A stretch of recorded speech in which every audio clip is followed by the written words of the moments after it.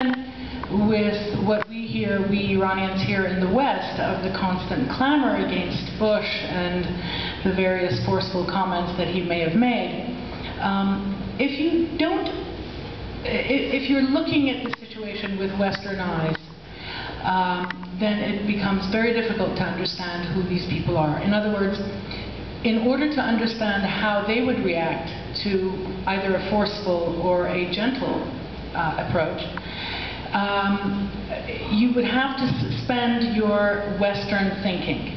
You would have to really think of, and honestly, when I say this to people, I find it very funny, because people don't understand that it does boil down to the mentality of Ali Baba and the 40 Thieves of Baghdad.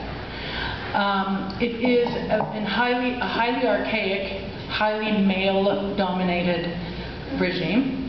It has absolutely no interest in trying to align itself with any kind of an international mindset or a global, kind, gentle mindset. And so when it comes to this dialogue, the whole idea has to be that you're dealing with a bunch of people who are in league with your mentality. In other words, you can count on them if you say to them, if you lend a hand to them and say, or open a hand to them and say, I want a dialogue, they say to you, okay, let's sit down and have a discussion. But first of all, there is no such thing as the spirit of debate within that kind of a historical mullahcracy, mullah mentality background. It's all about preaching. It's all about the moral high ground that the mullah wants to take. And so with that, given the fact that the Islamic Republic has on the sly since 1988 been building nuclear weapons,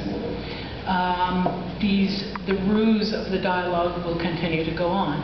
Because even when Bush was putting a hand out, the Europeans were also putting a hand out.